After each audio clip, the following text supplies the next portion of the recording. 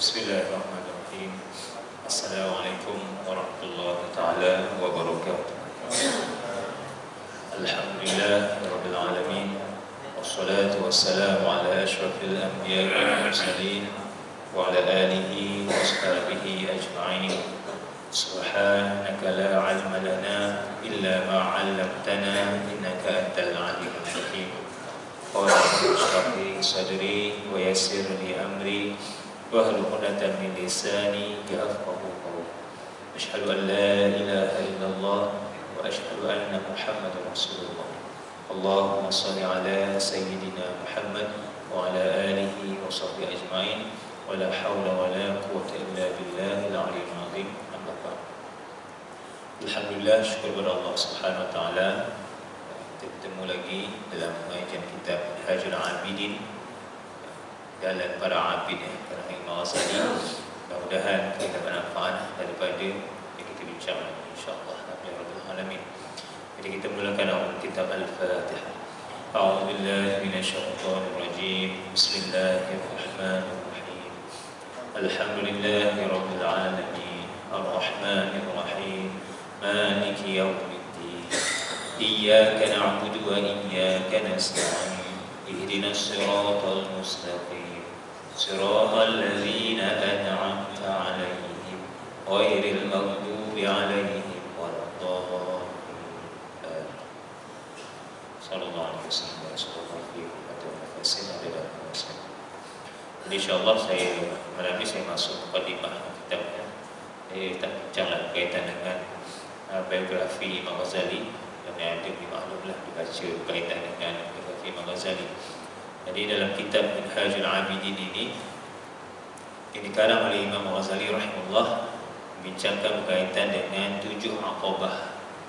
Aqabah ni maksudnya cabaran, ujian dalam kita menjalani sebagai seorang abid, iaitu beribadah kepada Allah Subhanahu wa taala. Wa ma khalaqtul jinna wal insa illa liya'budun. Sadaqallahul azim. Tidak aku jadikan jin dan manusia itu kecuali menyembah. Jadi kita ta'abbud pada Allah Subhanahu wa taala itu ada cabaran-cabarannya, ada cabarannya. Bukan mudah ataupun bukan sekadar kita melakukan ibadah itu maknanya senang, ada cabaran-cabarannya. Jadi mukadimah kitab ini sebenarnya saya bacalah, maknanya ada berkaitan dengan motif penulisan kitab Minhajul Abidin ini dan sedikit gambaran pembahagian aqabah yang 7. Kita nak bincang ni aqabah yang 7. Tapi ada 2 jilid ya. Yang jilid pertama ni bincang sikit-sikit lah. Imam Ghazali menyatakan cabaran-cabaran kita ni antaranya ialah cabaran ilmu. Cabaran ilmu. Bila nak ibadah ni kena ada ilmu ya. Selain pada cabaran taubah, bertaubat pun ada cabaran dia ya, dan sebagainya. Bismillahirrahmanirrahim. Dengan nama Allah yang Maha Pemurah lagi Maha Pengasihani. Berkata Syekh Alim lagi Zahid, nama Abdul Malik bin Abdullah. Dia telah perancana kepadaku kitab yang ringkas ini oleh guru. Ini murid kepada Imam Ghazali. Beliau mengatakan guruku yang agung, imam yang zahid sifatnya. Zahid ni zuhud sifatnya. Zuhud ni bukanlah meninggalkan dunia. Dalam perbincangan dalam kitab ni Imam Ghazali dan beberapa ulama yang lain mengatakan zuhud ni bukan meninggalkan dunia, bukan meninggalkan harta, tak. Cuma dia menguruskan hartanya dengan cara baik dan lebih fokus beribadah kepada Allah Subhanahu wa taala. Ya. Contoh kita lihat para sahabat, antara sahabat yang punya harta iaitu Sayyidina Uthman bin Affan. Seorang Affan ni hartanya banyak, membeli telaga, ya, tetapi ibadahnya kuat. Ibadahnya kuat. Hartanya itu untuk memanfaatkan kepada masyarakat dan orang Islam dan menguruskannya, bukan ditinggalkan, dia gunakan, tak begitu. Ya, minta orang lain yang urus, dia fokus kepada dalam keadaan. Jadi bukan sekadar zahid. Ini maksudnya zuhud itu sungguh-sungguh dia itu melihat cintakan akhirat melebihi cintanya dunia.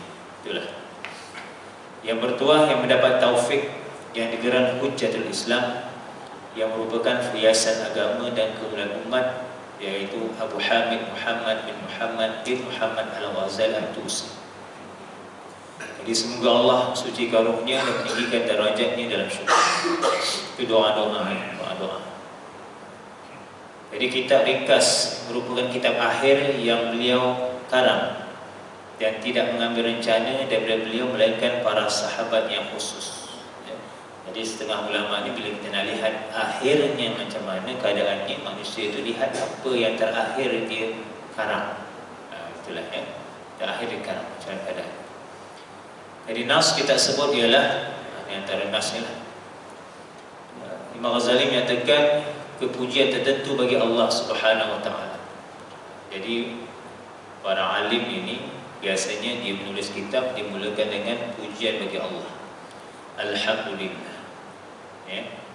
Sebagaimana yang ada dalam Al-Quran Al-Karim, surah Fatihah tu, Bismillahirrahmanirrahim, Alhamdulillah Rabbil Alamin.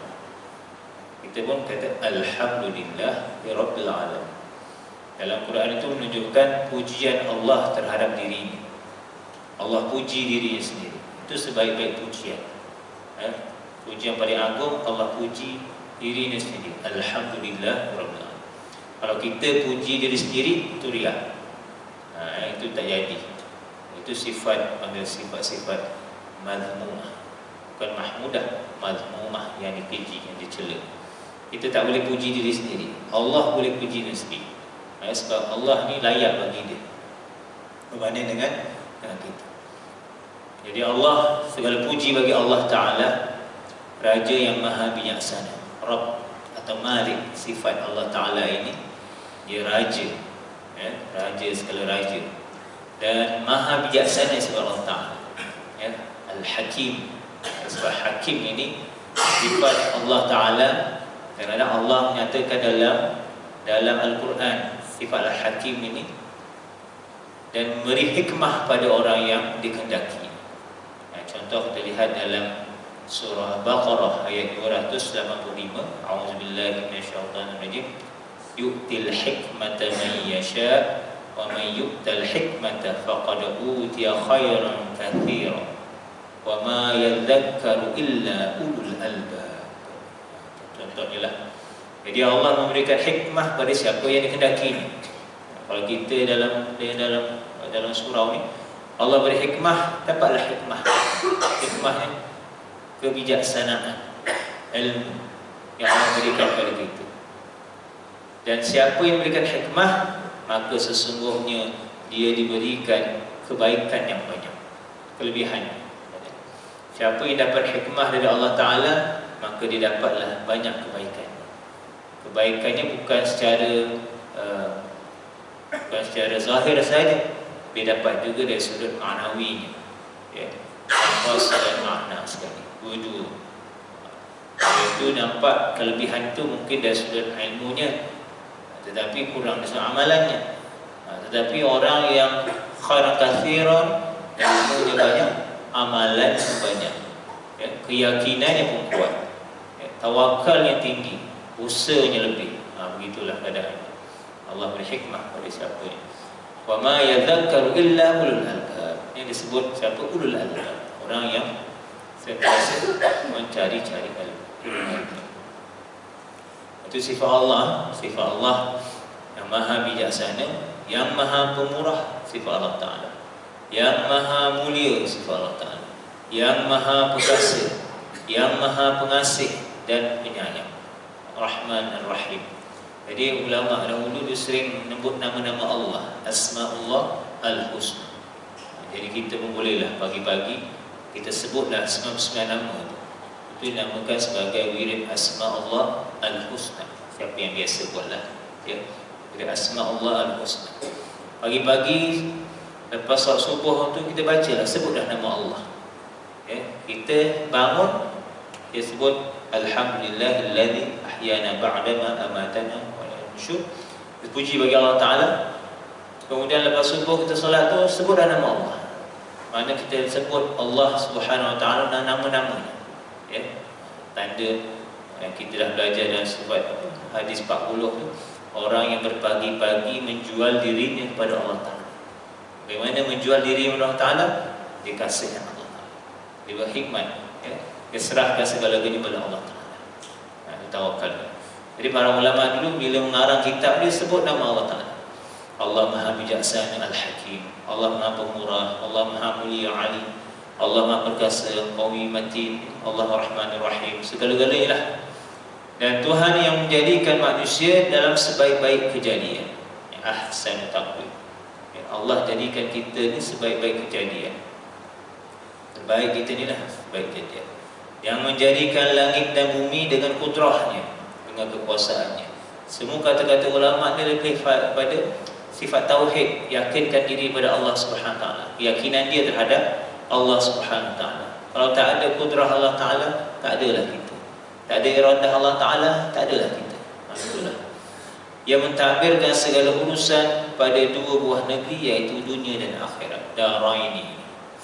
Maknanya Allah yang mentadbirkan dunia, Allah juga yang mentadbirkan akhirat. Dua-dua. Ya. Kita hidup di dunia ini sebagai usaha kita, ikut perintah Allah, tinggal larangannya, patuh pada Allah Ta'ala. Akhirat kutip hasil, kutip hasil dia. Ya. Kalau di dunia ni tuan-tuan, kita lapar, kita makan sebab apa? Sebab lapar, makanlah. Kita minum sebab apa? Sebab dahaga, haus.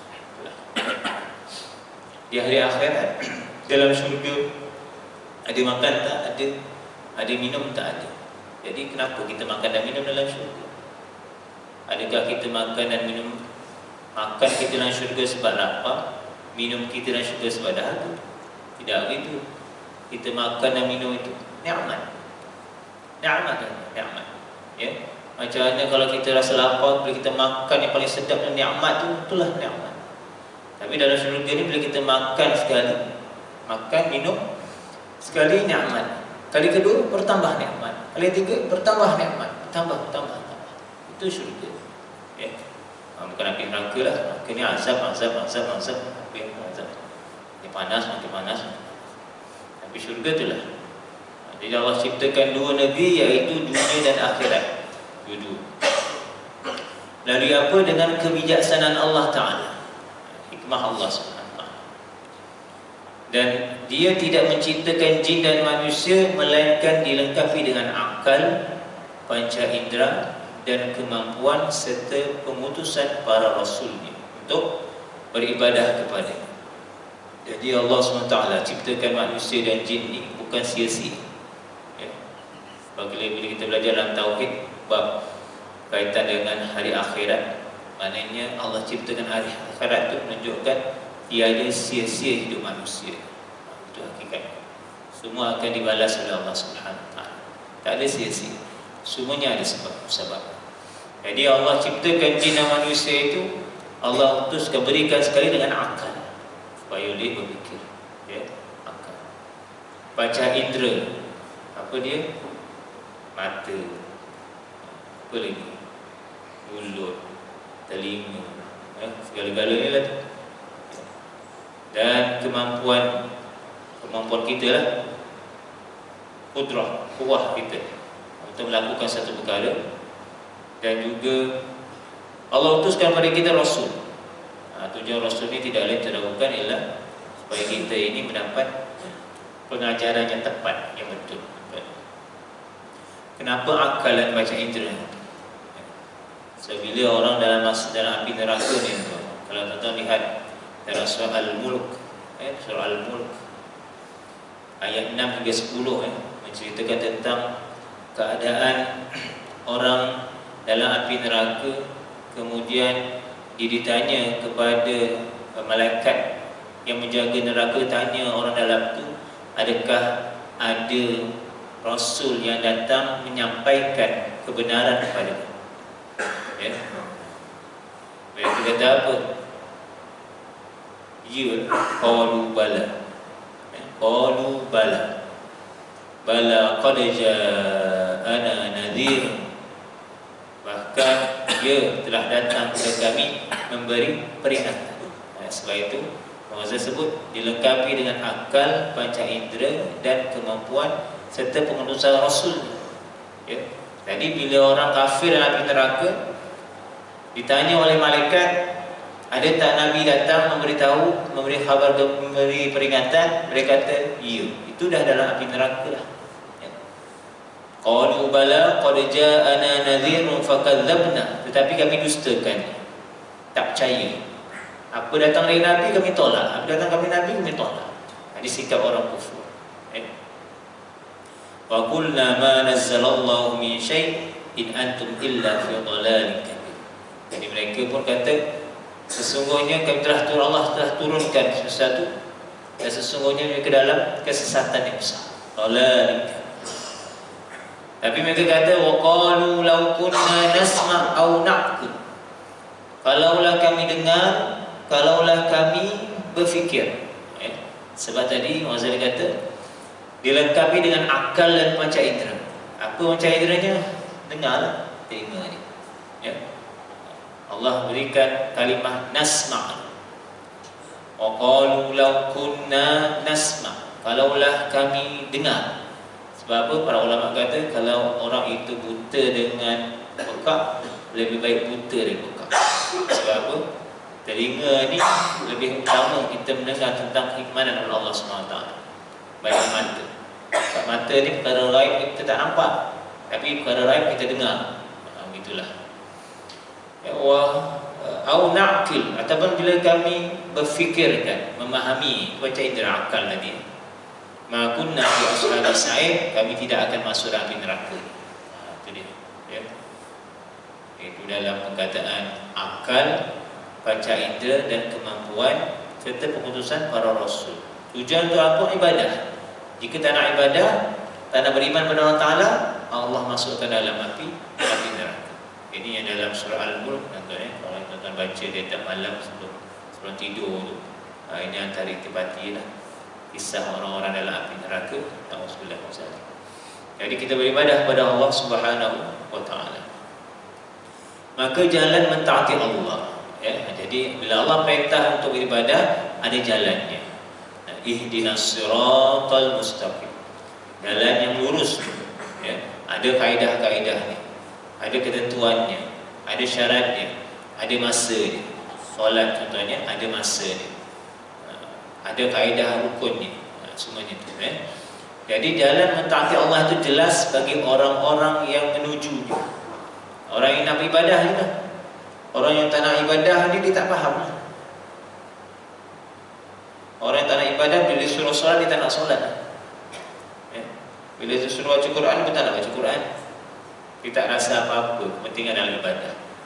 Ya. Bila Allah uji dengan sesuatu yang sangat dahsyat, maka akhirnya pun dia kembali kepada Allah Ta'ala. Baru nak cari macam mana nak solat, macam mana nak baca Quran, macam mana nak buat sebagainya lah kepada Allah Ta'ala. Jadi orang-orang yang mentaati Allah itu jelas bagi orang yang menujunya, dan begitu juga dalil tentang kewujudan dan keesaan Allah Ta'ala. Jadi bila kita nak sembah Allah Ta'ala, kena belajar tauhid dulu. Apa dalil Allah itu wujud, esa. Paling mudah surah Ikhlas lah. Qul bismillahirrahmanirrahim. Qul huwallahu ahad, Allahus samad, lam yalid wa lam yulad wa lam yakul lahu kufuwan ahad. Bila ditanya apakah dalil kewujudan dan keesaan Allah Ta'ala, kita ambil dalam Quran.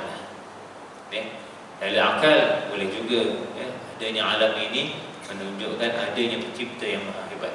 Tidak lain tidak bukan Allah Subhanahu wa Ta'ala. Nak dapatkan yakin tu, ilmu yakin tuan-tuan, jadi mudah ibadahnya tu. Yakin pada Allah Ta'ala.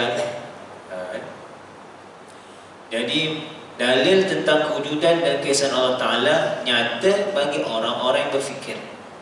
Ya, orang yang berakal tadi mereka akan cari apa dalil tentang kewujudan Allah Subhanahu Wa Ta'ala, keesaan Allah Subhanahu Wa Ta'ala. Ya, tidak lain dalam Quran itu banyaklah. Ya, hadis-hadis Nabi pun ada, alam ini pun ada. Ya, segala-galanya itu ada. Tapi perlu diajar, digurukan, kena berguru satu-satu diajar. Ya. Tetapi Allah juga berkuasa menyesatkan siapa yang dia kehendaki. Ini satu syarat lain. Kadang-kadang orang itu nak beriman tapi tiba sesat. Allah berkuasa untuk menyesatkan siapa yang dia kehendaki, dan juga beri hidayah kepada siapa yang dia kehendaki. Ya, beri hidayah. Ini milik Allah Subhanahu Wa Ta'ala. Hidayah dan dhalal ini milik Allah Subhanahu Wa Ta'ala. Sebab ada pandangan orang kafir, dia kata bagaimana kata Allah ni adil, sedangkan Allah ini menjadikan dia dalam keadaan kufur, kemudian hidupkan dia dalam keadaan kufur, kemudian matikan dia dalam keadaan kufur, dan akhirnya sebab kekufuran itu maka dia diseksa dalam api neraka. Jadi jawapannya mudahlah, hidayah ini milik Allah. Hidayah milik Allah. Saya dengar satu pandangan ulama, ibarat beginilah. Seseorang yang menulis sesuatu atas kertas ataupun melukis sesuatu atas kertas. Pensel tu dia punya, atau pen tu dia punya, dakwah tu dia punya, kertas tu dia punya. Jadi bila dia tak nak, tersalah tulis, dia masukkan dalam tong sampah. Itu hak dia. Hak dia. Begitu keadaan. Allah Ta'ala, hak Allah Ta'ala. Macam mana? Hak Allah Ta'ala. Jadi kita nak berdoa pada Allah SWT. Ya? Jadi sebenarnya hidayah Allah Ta'ala terbuka pada semua manusia. Tak kira lah siapa pun, dari kecil sampai besar, Islam, tak Islam, ya semua. Hidayah itu terbuka pada semua manusia. Berdasarkan firman Allah Subhanahu Wa Ta'ala, wa hadainahu najdan. Surah Al-Balad ayat 10. Wa hadainahu najdain. Kami telah menunjukkan kepadanya dua jalan, yaitu jalan kebaikan untuk dijalaninya dan jalan kejahatan untuk dijauhinya. Ya. Lalu apa tuan-tuan? Lalu adanya para rasul yang memberitahu tentang perkara baik dan buruk. Ya, maknanya Allah jadikan kita dari ini tidak ditinggalkan begitu saja. Allah berikan kita akal, Allah berikan kita panca indera, Allah berikan kita hati untuk memahami. Allah utuskan pula Rasul untuk menyatakan mana yang betul, mana yang salah.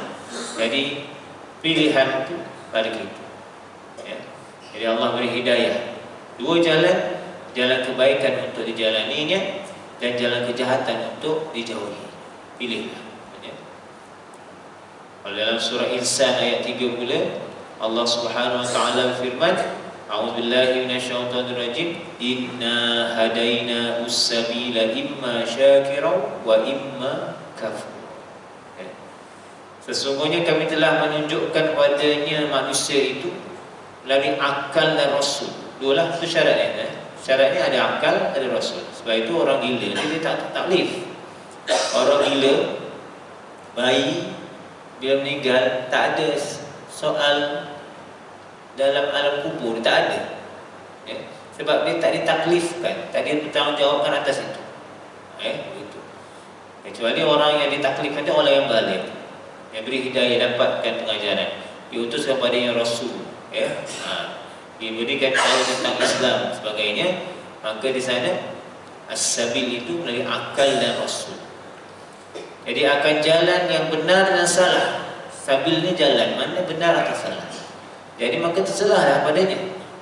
Terserah pada orang itu, sama ada dia nak bersyukur dengan beriman dan taat, atau dia berlaku kufur dengan mengingkari kebenaran atau menjadi jahat. Kalau kita lihat contoh yang ada, orang-orang di sekeliling Rasulullah SAW, antara orang sahabat yang diberi hidayah oleh Allah Ta'ala, antaranya ialah Khalifah Sayyidina Umar bin Khattab. Sayyidina Umar bin Khattab ini yang bercita-cita nak membunuh Nabi SAW, Tapi akhirnya dengan hidayah Allah Ta'ala beriman dia, paling beriman dia, dan sanggup menggadaikan nyawanya untuk demi keselamatan Rasulullah Sallallahu Alaihi Wasallam dan juga untuk Islam. Ya, banyak lagi lah antaranya. Contohnya Abu Sufyan.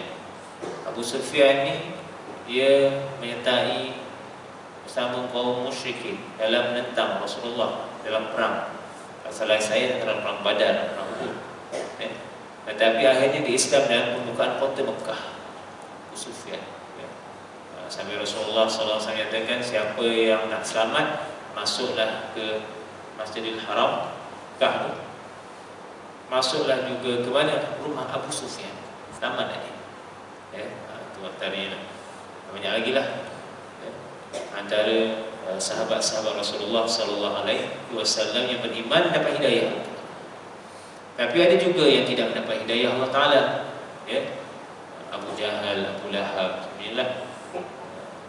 Abu Sadar Rasulullah SAW pun yang membantu Rasulullah SAW pun tidak mendapat hidayah. Ini milik Allah Subhanahu Wa Taala. Jadi ketaatan itu ataupun kufur ataupun syukur ataupun kufur, maka pilihlah. Kita doa kepada Allah Ta'ala agar Allah beri hidayah dan taufik. Hidayah ni hidayah lah, tapi taufik itulah. Taufik itu hidayah, taufik itu taufik. Ada melalui apa? Melalui sifat rahmat Allah Subhanahu Wa Taala. La taqnatu min rahmatillah. Dan kita berputus asa dengan rahmat Allah Subhanahu Wa Taala. Kemudian hidayah Allah itu diterangkan melalui wahyu, disampaikan kepada para rasulnya alaihi wassalatu wassalam. Ini contoh dalam surah Al-Baqarah ayat 2. Kita selalu bacalah. A'udzubillahi minasyaitonir rajim. Bismillahirrahmanirrahim. Alif Lam Mim. Dzalikal kitabu la raiba fihi hudal lil muttaqin. Alif Lam Mim, kitab, ini Al-Quran, yang tidak ada sebarang syak padanya, yang tetap memberi hidayah bagi orang-orang yang bertakwa. Jadi dia syarat ini, hidayah ini bagi orang yang bertakwa. Dan syarat dengan takwa dulu. Takwa, takut dengan Allah, ikut perintah Allah, tinggal larangannya. Allah beri hidayah, mudah-mudahan taufik kepada kita. Ini dalam dapatkan hidayah Allah Ta'ala ni kena usaha. Kena usaha, punya kena cari banyak, amalan kena buat banyak. Amalan kena banyak. Maksudnya kalau kita bezakan di antara amalan yang sikit dan amalan yang banyak. Contohlah, kalau seorang majikan tu melihat pekerjanya, dia membuat satu kerja yang rajin, yang banyak, dengan pekerja yang suka curi tulang. Itulah, dia tak rajin. Jadi mesti dia suka yang rajin. Begitu juga dalam amalan ibadah kita kepada Allah Ta'ala ni. Banyak kita usaha kita. Semuanya kerana Allah Ta'ala. Selagi mampu kita mengerjakan ibadah ni, buatlah. Bila dah tak mampu, nanti kita rehatlah dalam barzah nanti. Dalam barzah tu rehatlah tu. Dunia ni buatlah semampu mungkin. Buatlah ibadah. Janganlah tinggal, buatlah. Boleh baca Quran, bacalah Quran. Boleh solat sunat, kita solatlah sunat. Apa lagi? Siapa mampu ada harta untuk sedekah zakat, bagilah sedekah zakat. Itu kemampuan kita masing-masing. Dia tak mampu nak zikir aja, zikir je lah. Amal lah. Yang wajibnya kena buat lah. Tambah-tambah yang sunat. Mudah-mudahan menjadi asbab untuk kita dapat rahmat Allah Subhanahu Wa Taala. Yang penting tu rahmat Allah Ta'ala. Kadang-kadang Allah beri kita nikmat, banyak nikmatnya, alhamdulillah kita syukur. Kadang-kadang Allah beri kita ujian, bala, ujian, sabarlah banyak. Begitulah ceritanya. Sabda Rasulullah sallallahu alaihi wasallam, Kitabullah azza wa jalla huwa hablullah. Man ittaba'ahu kana 'alal huda wa man tarakahu kana 'alal dhalalah. Hadis riwayat Imam Muslim. Ya. Ini pesan Rasulullah sallallahu alaihi wasallam supaya pegang kitab Allah Taala. Rasulullah sallallahu alaihi wasallam bersabda, kitab Allah Taala itu kitab Azza wa Jalla. Allah Azza wa Jalla, Al-Quran itu ialah tali Allah. Apa maksud tali Allah? Menghubungkan seorang hamba dengan Tuhannya. Tali Allah. Jangan diputus tali Allah. Ikatan kita dengan Allah Taala. Sebab kita bersyahadah lah, penyaksian tu musyahadah. Asyhadu an la ilaha illallah wa asyhadu anna Muhammadar Rasulullah. Gitu. Kalau tuan baca atas ni, la ilaha illallah Muhammadur Rasulullah fi kulli lamhatin wa nafasin adada ma wasi'ahu ilmu Allah. Nah, ini lagi hebat. Setiap kelipan mata, setiap nafas yang kita sedut, kita sebut apa? La ilaha illallah Muhammadur Rasul. Itu tak putus tuan. Ini tak putus.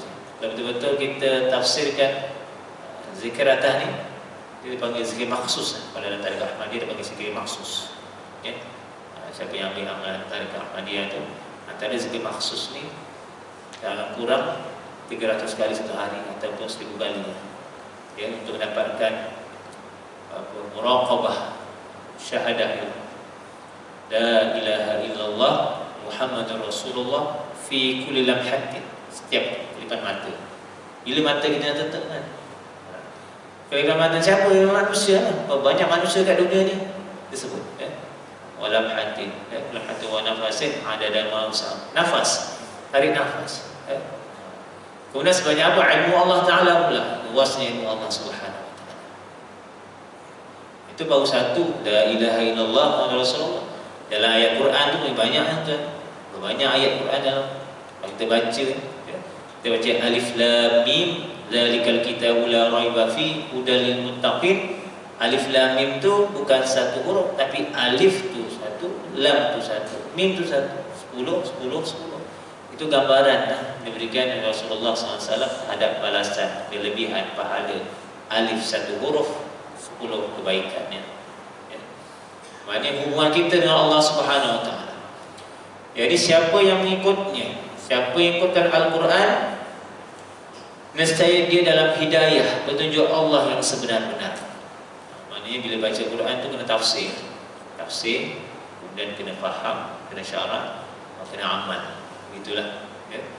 Sebab kalam Allah itu, Quran kalam Allah, itu bukan kalam manusia lah. Bukan kalam Rasul pun, itu kalam Allah Ta'ala. Datang dari Allah Ta'ala, sifatnya qadim, sifatnya azali. Walaupun kita nampak itu dia ada huruf, ada baris, ada berayat dan sebagainya, ada suara, tapi sifatnya qadim, yang azalinya qadim. Qadim ni apa? Kalau kita sifat dulu, qidam itu tiada permulaan baginya. Itu sifat qadim. Dia tak ada perakhiran baginya. Wal awwal wal akhir wal zahir wal batin. Allah. Ya. Kita ni ada permulaan. Mana sebelum ni kita tak ada, kemudian kita ada, lepas kita tak ada, matilah kita. Itu sebab makhluk. Ya. Kalau kita bicara la ilaha illallah tu menafikan sifat makhluk, yang menafikan sifat ketuhanan yang ada pada makhluk. La ilaha illallah nafi kan. Maknanya makhluk ni makhluk lah, dia takkan sama. Itu kita nyatakan begitulah. Jadi man ittaba'u kana 'alal huda. Siapa yang ikut Al-Quran ini, nescaya dia dalam hidayah, petunjuk Allah yang sebenar-benar. Tapi Rasulullah SAW menyatakan, wa man taraka, siapa yang meninggalkannya, nescaya dia dalam kesesatan. Dalam kesesatan. Dia pergi konsert tak tahu asal usul. Itu bahaya itu. Waktu muncul pula topik mata satu kat situ. Bahaya. Akidah ni jaga. Ni akidah ni tauhid. Itu nampak macam biasanya, rupanya dalam syirik. Tak sedar, berada dalam kesesatan. Ya. Kadang-kadang tak fahamlah tu. Ya. Auzubillah. Jadi siapa meninggalkan Al-Quran itu sesat. Ya. Al-Quran ini bukan sekadar tak faham kan? Tak baca pun sesat kan? Ya. Tak baca dia sesat. Ya. Mana kena baca lah. Mudah-mudahan walaupun kita ni kadang-kadang orang Melayu ni dia tak pernah faham, tapi dibaca atas sebab kalamullah itu dia dapat kelebihan. Allah berikan dia kefahaman. Begitu. Kefahaman terhadap agama dia. Pada kalamullah. Dia bukan macam surah khabar, bukan macam apa tu, benda yang orang baca dalam WhatsApp, Telegram semua tu. Sekarang ni TikTok macam-macam lah. Saya TikTok saya tak akan, saya delete TikTok. Pening. Tak maaf, saya tak berani dengan TikTok lah. Amai juga yang ambil yang itu, Ustaz, saya ambil ayat ijazah Ustaz dari TikTok. Baguslah dari TikTok lah. Ada gak kan? Tapi tak apalah. Yang ada kebaikan ambil lah, tak salah. Yang ada kebaikan ambil lah. Nasihat yang baik. Ada orang suka buat konten yang dalam perkara-perkara baik, buatlah, tak ada masalah. Perkara kebaikan dapat manfaat. Ya. Tapi saya tak boleh lah, saya pening. Saya delete lah. Tak ada lah. Saya jadi lalai, leka. Saya kata baik aku baca Quran je. Baca tu. Baca Quran. Ini dia macam ni. Student saya selalu dalam dia saya kata nak tahu tak khusyuk macam mana. Dia kata, macam selalu layan telefon lah. Dia dah telefon. Dia scroll daripada 1 minit sampai 1 jam tak terasa. Saya kata itulah khusyuk. Jadi khusyuk tu jadi tukar khusyuk tu dalam solat. Solat 2 jam tak terasa, boleh try. Itu dari pula dia jadi yang tu. Jadi ubah sikit. Cuba baca Quran rasa macam tak rasa. Tapi kalau tuan-tuan nak rasa baca Quran 2 jam masa tak terasa, selalu baca tu minta hidayah Allah. Ya Allah, jadikan Quran ini mudah bagiku ya Allah. Jadikan aku baca ni tak terasa. Jadi bila baca kan dah setengah jam baca kata. Ini tu. Try lah. Try. Ini tadi pun macam ni kan. Budak-budak sekarang tu lah. Sama lah mana kan. Kalau tadi pergi ke Duri pun dia banyak tengok telefon daripada bersilaturahim. Dia silaturahim dalam tu. Orang lain nak buat malam. Pada dulu kan kita ada buat macam peraturan kan. Masuk ni simpan. Allah Allah. Jadi tahabbu minallah itu dengan kitab Allah Ta'ala. Sampai rasa seronok baca kitab Allah Ta'ala tu. Jadi jatuh. Rasa seronok baca hadis. Ustaz tuan, inilah dipanggil aqabah ni. Nak buat ibadah ni, aqabah ni cabarannya. Imam Ghazali kata hubbud dunya antaranya. Itu nak buang sikit-sikit tu. Bukan tak dibuang terus tuan dunia ni, tak. Dunia ni alat ni boleh kena guna. Kena sebab kita kat dunia tuan. Saya kata saya tak nak lah nanti pada rumah jalan kaki lah, kereta disebut dunia macam tu. Tak boleh. Ya, kita ada tu alat dia nak capai kan. Nak mudah. Sekarang perlu tu kan, kali pun perlu ya. Kata tak perlu nanti saja sesal lah dia. Jadi tidaklah kasihkan padanya. Ya, kasih. Boleh guna tapi jangan kasih. Akhirat kasihlah akhirat. Ya, itu. Allah beri kelebihan. Sebab ada guru saya yang lain dia kata kalau tak mampu baca Quran susah sangat baca Yasin ni lah gitu. Ayat Quran juga tu ya. Maksud nak baca berapa kali? Bacalah satu hari amal, satu hari 7 kali. Baca satu hari 7 kali. Baca. Try, boleh buat tak? Dalam 41 hari. Ataupun baca 100 hari. Kalau mampu baca 1000 kali. Kalau tak nak tak faham yang lain, kita agaknya kita hanya mampu baca Quran, Yasin je macam mana kita. Tak apalah, baca-baca lah. Yang itu ayat Quran. Atau bacalah qul huwallahu ahad. Al-Aziz. Boleh? Yang itu Quran. Tengok terjemahan. Jadi Allah Subhanahu Wa Taala telah memberi syarat untuk mendapat hidayahnya dalam ayat 1 hingga 2 surah Al-Baqarah tadi. Apa dia? Huda. Ya, huda lil muttaqin. Jadi ialah adanya sifat taqwa dalam hati seseorang. Taqwa. keyakinan seorang pada Allah Subhanahu wa taala. Ya. Keyakinan kita pada Allah taala. Jadi setiap apa yang kita dapat nanti Allah uji. Apa yang kita dapat Allah uji. Nak tengok keyakinan kita, takwa kita pada Allah Subhanahu wa taala. Orang-orang di Palestin ini diuji dengan tentera Yahudi. Ya. Kita diuji dengan kemewahan. Ya. Nikmat aman. Ini nikmat aman ni ujian tu. Sebenarnya aman ni ujian Allah Ta'ala. Sama ada kita bersyukur atau kufur. Betul lah. Syukur maknanya kita tambah kebaikan kita, tambah ibadah. Kalau kufur kita lalai, kita leka, ya, tinggal ibadah, tinggal perkara yang wajib, ya.